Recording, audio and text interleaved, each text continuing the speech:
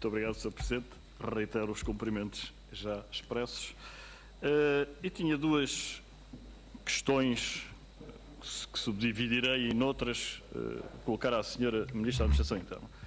E a primeira das quais não pode deixar de ser a confissão da estupefação dos senhores e das senhoras deputadas desta primeira comissão, relativamente, não direi à candura, mas à ligeireza com que a Sra. Ministra, aparente ligeireza, esclarecer-me-á, com que referiu não existirem condições para se avançar com as leis orgânicas nesta legislatura. Porque, Sra. Ministra, essa sua afirmação choca de frente com todas as intervenções do seu antecessor ao longo desta legislatura nesta comissão. O Sr. Ministro da Administração Interna, Miguel Macedo, veio em 2011, ainda em 2011, referir à primeira comissão que a revisão das leis orgânicas da PSP e da GNR era um dos compromissos e umas apostas do Ministério da Administração Interna. Rapidamente, googlando o nome Miguel Macedo e revisões de leis orgânicas, aparece uma série de declarações públicas do Sr. Ex-Ministro, nomeadamente ainda em 2012, que as novas leis orgânicas estão prontas e a sua discussão irá avançar em janeiro ou fevereiro de 2013, e a Sra. Ministra, não obstante o Dr. Miguel Macedo, o Sr. Ministro Miguel Macedo, ter vindo sistematicamente assegurar esta comissão, porque foi sempre questionado, sempre que aqui veio, sobre a aprovação para muito breve das leis orgânicas, a Sra. Ministra vem dizer que esta legislatura, este Governo, ao longo de 4 anos, não tem condições para aprovar as leis orgânicas.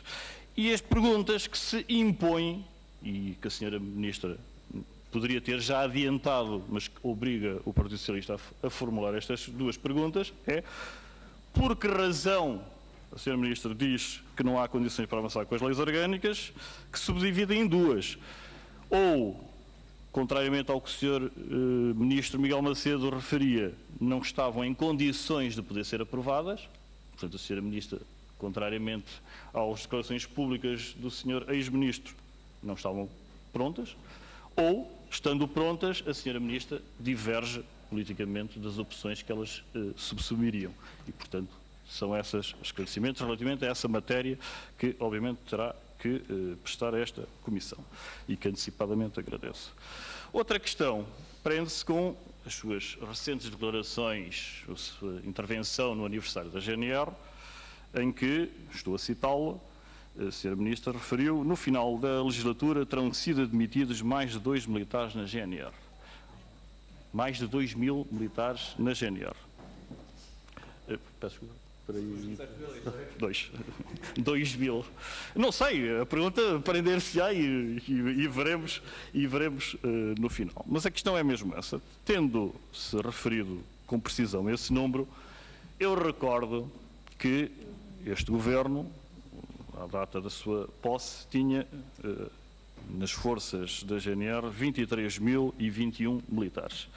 Esse número, no ano seguinte, baixou para 22.207 e, em 2013, voltou a baixar para 21.562. Ou seja, em apenas 2 anos, o saldo entre entradas e saídas foi negativo em exatamente em 1.459.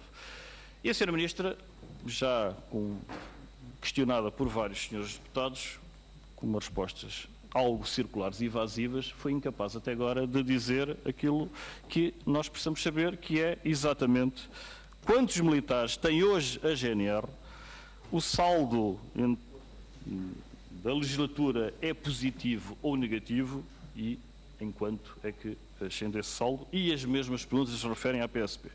Porque, Sra. Ministra, a verdade é que desde 2013 não estão disponíveis os dados objetivos relativamente ao número de efetivos da GNR ou da PSP. O Sr. Deputado António Filipe há pouco referiu, fez alusão ao RASI. A verdade é que os últimos balanços sociais homologados reportam-se a 2013. A partir de 2013, nós estamos num plano de total opacidade. Há referências a números que não batem certo uns com os outros e, portanto, a Sra. Ministra seguramente, perante a Assembleia da República, está em condições de responder a uma questão tão simples e objetiva, que é: hoje, à data de hoje, quantos militares tem a GNR, quantos polícias tem a PSP?